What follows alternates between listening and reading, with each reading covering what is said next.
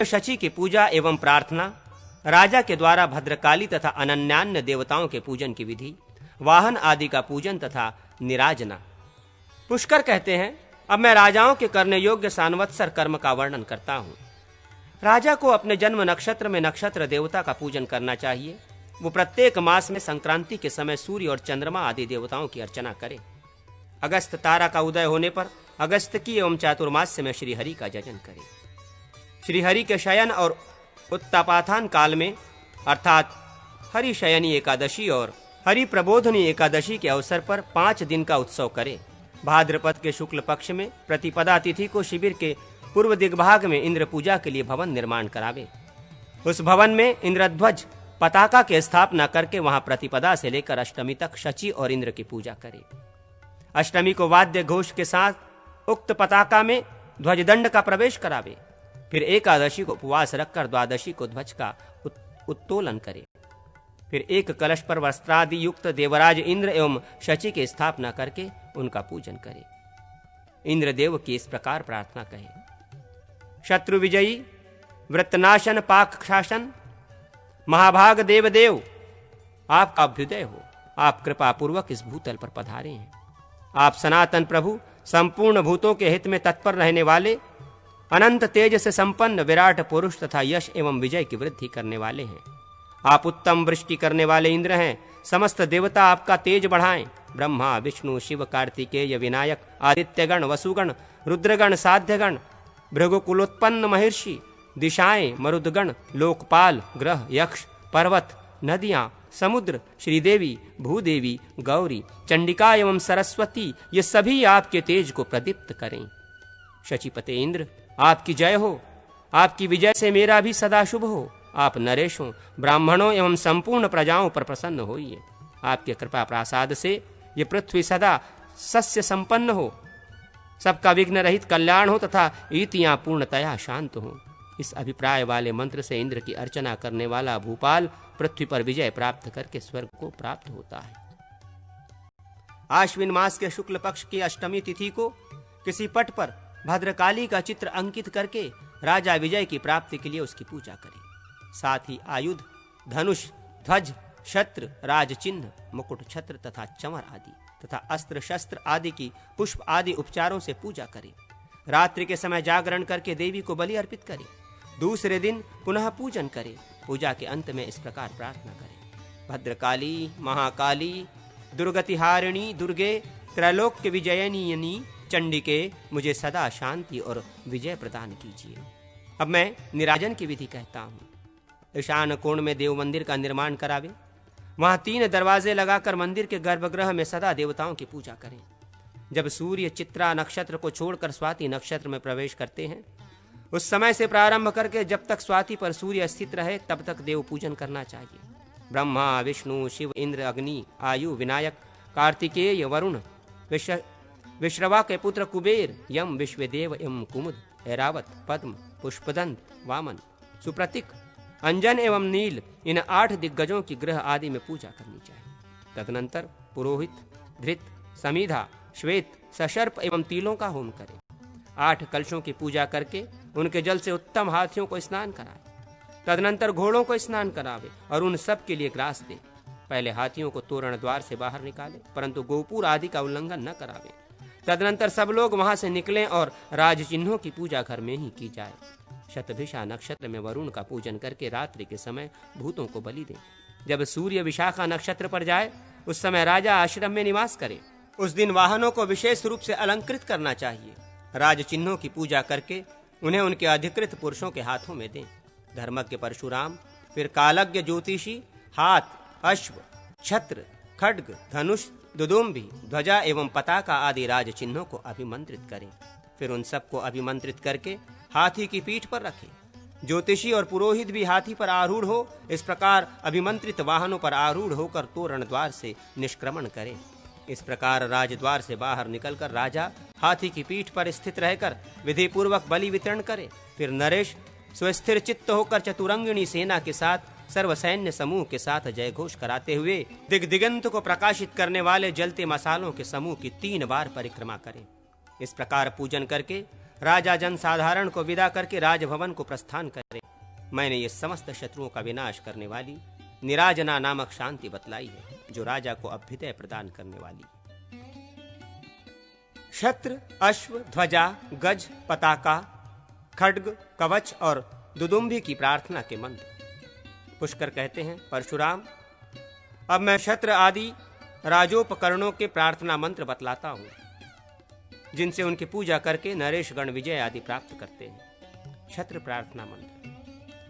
महामते छत्र देवता, तुम हिम, कुंद एवं चंद्रमा के समान श्वेत कांति से सुशोभित और पांडुर वर्ण की सी आभा वाले हो। ब्रह्मा जी के सत्य वचन तथा चंद्र, वरुण और सूर्य के प्रभाव से तुम सतत वृद्धिशील हो। जिस प्रकार मेघ मंगल के लिए इस पृथ्वी को आच्छादित करता है, उसी प्रकार तुम विजय एवं आरोग्य की वृद्धि के लिए राजा को आच्छादित करो। अश्व प्रार्थना मंत्र। अश्व, तुम गंधर्व कुल में उत्पन्न हुए, अतः अपने कुल को दूषित करने वाला न होना। ब्रह्मा जी के सत्य वचन से तथा सोम, वरुण एवं अग्निदेव के प्रभाव से, सूर्य के तेज से, मुनिवरों के तप से, रुद्र के ब्रह्मचर्य से और वायु के बल से तुम सदा आगे बढ़ते रहो। याद रखो, तुम अश्वराज उच्चय श्रवा के पुत्र हो। अपने साथ ही प्रकट हुए कौस्तुभ रत्न का स्मरण करो। तुम्हें भी उसी की भांति अपने यश से प्रकाशित होते रहना चाहिए। ब्रह्मघाती, पितृघाती, मातृहंता, भूमि के लिए मिथ्या भाषण करने वाला तथा युद्ध से परांग मुख क्षत्रिय जितने शीघ्रता से अधोगति को प्राप्त होता है, तुम भी युद्ध से पीठ दिखाने पर उसी दुर्गति को प्राप्त हो सकते हो, किंतु तुम्हें वैसा पाप या कलंक न लगे। तुरंगम, तुम युद्ध के पथ पर विकार को न प्राप्त होना। सम्रांगण में शत्रुओं का विनाश करते हुए अपने स्वामी के साथ तुम सुखी हो। ध्वजा प्रार्थना मंत्र। महापराक्रम के प्रतीक इंद्रध्वज, भगवान नारायण के ध्वज, विनीतानंदन पक्षीराज गरुड़ तुम में प्रतिष्ठित हैं। वे सर्प शत्रु, विष्णुवाहन, कश्यप नंदन तथा देवलोक से हठात अमृत छीन लेने वाले हैं। उनका शरीर विशाल और बल एवं वेग महान है। वे अमृत भोगी हैं, उनकी शक्ति अप्रमेय है। वे युद्ध में दुर्जय रहकर देव शत्रुओं का संहार करने वाले हैं। उनकी गति वायु के समान तीव्र है। वे गरुड़ तुम में प्रतिष्ठित हैं। देवादिदेव भगवान विष्णु ने इंद्र के लिए तुम में उन्हें स्थापित किया है। तुम सदा मुझे विजय प्रदान करो। मेरे बल को बढ़ाओ। घोड़े, कवच तथा आयुधों सहित हमारे योद्धाओं की रक्षा करो और शत्रुओं को जलाकर भस्म कर दो। गज प्रार्थना मंत्र। कुमुद, ऐरावत, पद्म, पुष्पदंत, वामन, सुप्रतिक, अंजन और नील, ये 8 देवयोनि में उत्पन्न गजराज हैं। इनके ही पुत्र और पौत्र 8 वनों में निवास करते हैं। भद्र, मंद, मृग एवं संकीर्ण जातीय गज वन वन में उत्पन्न हुए हैं। हे महागजराज, तुम अपनी योनि का स्मरण करो। वसुगण, रुद्र, आदित्य एवं मरुदगण तुम्हारी रक्षा करें। गजेंद्र, अपने स्वामी की रक्षा करो और अपनी मर्यादा का पालन करो। ऐरावत पर चढ़े हुए वज्रधारी देवराज इंद्र तुम्हारे पीछे पीछे आ रहे हैं। ये तुम्हारी रक्षा करें। तुम युद्ध में विजय पाओ और सदा स्वस्थ रहकर आगे बढ़ो। तुम्हें युद्ध में ऐरावत के समान बल प्राप्त हो। तुम चंद्रमा से कांति, विष्णु से बल, सूर्य से तेज, वायु से वेग, पर्वत से स्थिरता, रुद्र से विजय और देवराज इंद्र से यश प्राप्त करो। युद्ध में दिग्गज दिशाओं और दिक्पालों के साथ तुम्हारी रक्षा करें। गंधर्वों के साथ अश्विनी कुमार सब ओर से तुम्हारा संरक्षण करें। मनु, वसु, रुद्र, वायु, चंद्रमा, महर्षिगण, नाग, किन्नर, यक्ष, भूत, प्रमथ, ग्रह, आदित्य, मातृकाओं सहित भूतेश्वर शिव, इंद्र, देव सेनापति कार्तिकेय और वरुण तुम में अधिष्ठित हैं। वे हमारे समस्त शत्रुओं को भस्मसात कर दें और राजा विजय प्राप्त करें। पताका प्रार्थना मंत्र। पताके, शत्रुओं ने सब ओर से जो घातक प्रयोग किए हों, शत्रुओं के वे प्रयोग तुम्हारे तेज से अभिहत होकर नष्ट हो जाएं। तुम जिस प्रकार काल नेमि वध एवं त्रिपुर संहार के युद्ध में, हिरण्यकश्यपु के संग्राम में तथा संपूर्ण दैत्यों के वध के समय सुशोभित हुई हो, आज उसी प्रकार सुशोभित हो। अपने प्रण का स्मरण करो। इस नीलोज्ज्वल वर्ण की पताका को देखकर राजा के शत्रु युद्ध में विविध भयंकर व्याधियों एवं शस्त्रों से पराजित होकर शीघ्र नष्ट हो जाएं।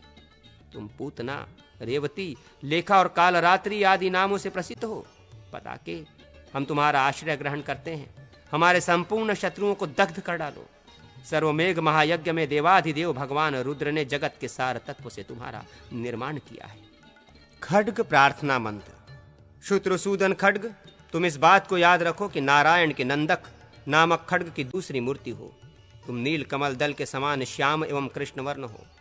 दुस्वप्नों का विनाश करने वाले हो। प्राचीन काल में स्वयंभू भगवान ब्रह्मा ने असी, विशसन, खड्ग, तीक्ष्णधार, दुरासद, श्री गर्भ, विजय और धर्मपाल ये तुम्हारे 8 नाम बतलाए हैं। कृतिका तुम्हारा नक्षत्र है। देवाधिदेव महेश्वर तुम्हारे गुरु हैं। सुवर्ण तुम्हारा शरीर है और जनार्दन तुम्हारे देवता है। खड्ग, तुम सेना एवं नगर सहित राजा की रक्षा करो। तुम्हारे पिता देवश्रेष्ठ पितामह हैं। तुम सदा हम लोगों की रक्षा करो। कवच प्रार्थना मंत्र। हे वर्म, तुम रणभूमि में कल्याणप्रद हो। आज मेरी सेना को यश प्राप्त हो। निष्पाप मैं तुम्हारे द्वारा रक्षा पाने योग्य हूँ। मेरी रक्षा करो। तुम्हें नमस्कार है। दुदुम्भी प्रार्थना मंत्र। दुदुम्भे, तुम अपने घोष से शत्रुओं का हृदय कंपित करने वाली हो। हमारे राजा की सेनाओं के लिए विजयवर्धक बन जाओ। मोददायक दुदुम्भे, जैसे मेघ की गर्जना से श्रेष्ठ हाथी हर्षित होते हैं, वैसे ही तुम्हारे शब्दों से हमारा हर्ष बढ़े। जिस प्रकार मेघ की गर्जना सुनकर स्त्रियां भयभीत हो जाती हैं, उसी प्रकार तुम्हारे नाद से युद्ध में उपस्थित हमारे शत्रु त्रस्त हो उठे। इस प्रकार पूर्वोक्त मंत्रों से राजोपकरणों की अर्चना करें एवं विजय कार्य में उनका प्रयोग करें। दैवज्ञ राजपुरोहित को रक्षाबंधन आदि के द्वारा राजा की रक्षा का प्रबंध करके प्रतिवर्ष विष्णु आदि देवताओं एवं राजा का अभिषेक करना चाहिए। विष्णु पंचर स्तोत्र का कथन। पुष्कर कहते हैं, द्विजश्रेष्ठ परशुराम, पूर्व काल में भगवान ब्रह्मा ने त्रिपुर संहार के लिए उद्यत शंकर की रक्षा के लिए विष्णु पेयंजर नामक स्रोत का उपदेश किया था। इसी प्रकार बृहस्पति ने बल दैत्य का वध करने के लिए जाने वाले इंद्र की रक्षा के लिए उक्त स्रोत का उपदेश किया था। मैं विजय प्रदान करने वाले उस विष्णु पेयंजर स्वरूप बतलाता हूं। सुनो। मेरे पूर्व भाग में चक्रधारी विष्णु एवं दक्षिण पार्श्व में गदाधारी श्रीहरि स्थित हैं। पश्चिम भाग में श्रांगपाणी विष्णु और उत्तर भाग में नंदक खड्डधारी जनार्दन विराजमान है। भगवान ऋषिकेश दिक्कोणों में एवं जनार्दन मध्यवर्ती अवकाश में मेरी रक्षा कर रहे हैं। वराह रूपधारी श्रीहरि भूमि पर तथा भगवान नरसिंह आकाश में प्रतिष्ठित होकर मेरा संरक्षण कर रहे हैं। जिसके किनारे के भागों में छुरे जुड़े हुए हैं, वो ये निर्मल सुदर्शन चक्र घूम रहा है। ये जब प्रेतों और निशाचरों को मारने के लिए चलता है, उस समय इसकी किरणों की ओर देखना किसी के लिए भी बहुत कठिन होता है। भगवान श्रीहरि की यह कौमोद की गदा सहस्रों ज्वालाओं से प्रदीप्त पावन के समान उज्ज्वल है। ये राक्षस, भूत, पिशाच और डाकनियों का विनाश करने वाली है। भगवान वासुदेव के श्रांग धनुष के टंकार मेरे शत्रु भूत, मनुष्य, कुष्मांड, प्रेत आदि और त्रियज्ञों निगित जीवों का पूर्णतया संहार करे। जो भगवान श्रीहरि की खड्गधारामयी उज्ज्वल ज्योत्सना में स्नान कर चुके हैं, वे मेरे समस्त शत्रु उसी प्रकार तत्काल शांत हो जाएं, जैसे गरुड़ के द्वारा मारे गए सर्प शांत हो जाते हैं। जो कुष्मांड, यक्ष, राक्षस, प्रेत, विनायक, क्रूर मनुष्य, शिकारी पक्षी, सिंह आदि पशु एवं डसने वाले सर्प हों, वे सब के सब सच्चिदानंद स्वरूप श्री कृष्ण के शंखनाद से आहत हो सौम्य भाव को प्राप्त हो जाएं। जो मेरी चित्तवृत्ति और स्मरण शक्ति का हरण करते हैं, जो मेरे बल और तेज का नाश करते हैं तथा जो मेरी कांति और तेज को विलुप्त करने वाले हैं, जो उपभोग सामग्री को हर लेने वाले तथा शुभ लक्षणों का नाश करने वाले हैं, वे कुष्मांड गण श्री विष्णु के सुदर्शन चक्र के वेग से आहत होकर विनष्ट हो जाएं। देवाधिदेव भगवान वासुदेव के संकीर्तन से मेरी बुद्धि, मन और इंद्रियों को स्वास्थ्य लाभ हो। मेरे आगे पीछे दाएं बाएं तथा कोणवर्तिनी दिशाओं में सब जगह जनार्दन श्री हरि का निवास हो।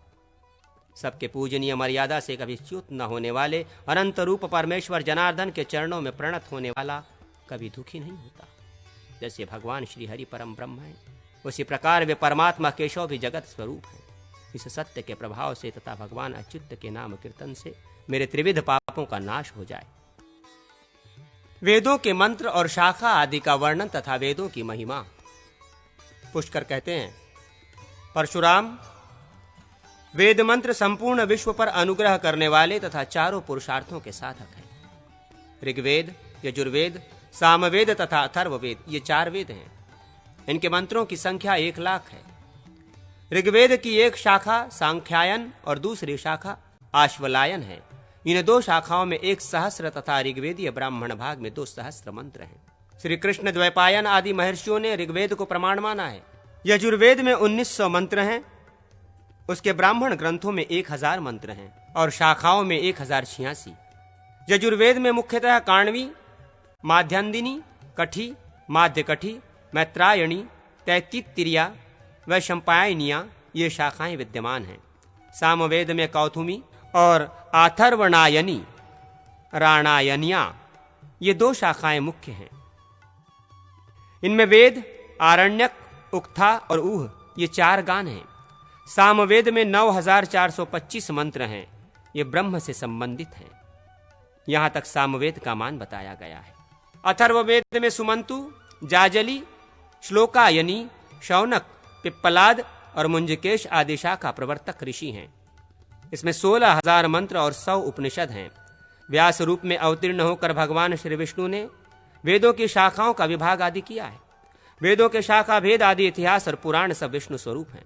भगवान व्यास से लोमहर्षण सुत ने पुराण आदि का उपदेश पाकर उनका प्रवचन किया। उनके सुमति, अग्निवर्चा, मित्रयु, शिंशपायन, कृतवृत और सावर्णी ये 6 शिष्य हुए। शिंशपायन आदि ने पुराणों की संहिता का निर्माण किया। भगवान श्रीहरि ही ब्रह्म आदि 18 पुराणों एवं 18 विद्याओं के रूप में स्थित हैं। वे सप्रपंच, निष्प्रपंच तथा मूर्त अमूर्त स्वरूप धारण करने वाले विद्यारूपी श्री विष्णु आग्नेय महापुराण में स्थित हैं। उनको जानकर उनकी अर्चना एवं स्तुति करके मानव भोग और मोक्ष दोनों को प्राप्त कर लेता है। भगवान विष्णु विजयशील, प्रभाव संपन्न तथा अग्नि सूर्य आदि के रूप में स्थित हैं। वे भगवान विष्णु ही अग्नि रूप से देवता आदि के मुख हैं।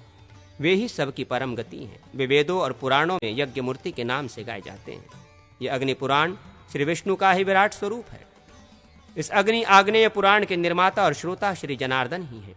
इसलिए ये महापुराण सर्ववेदमय, सर्वविद्यामय और सर्वज्ञानमय है। ये उत्तम एवं पवित्र पुराण पठन और श्रवण करने वाले मनुष्यों के लिए सर्वात्मा श्री हरि स्वरूप ही हैं। ये आग्नेय महापुराण विद्यार्थियों के लिए विद्याप्रद, अर्थार्थियों के लिए लक्ष्मी और धन संपत्ति देने वाला, राज्यार्थियों के लिए राज्यदाता, धर्मार्थियों के लिए धर्मदाता, स्वर्गार्थियों के लिए स्वर्गप्रद और पुत्रार्थियों के लिए पुत्रदायक है। गोधन चाहने वाले को गोधन और ग्रामाभिलाषियों को ग्राम देने वाला है। ये कामार्थी मनुष्यों को काम, संपूर्ण सौभाग्य, गुण तथा कीर्ति प्रदान करने वाला है। विजयाभिलाषी पुरुषों को विजय देता है, सब कुछ चाहने वालों को सब कुछ देता है, मोक्ष कामियों को मोक्ष देता है और पापियों के पापों का नाश कर देता है।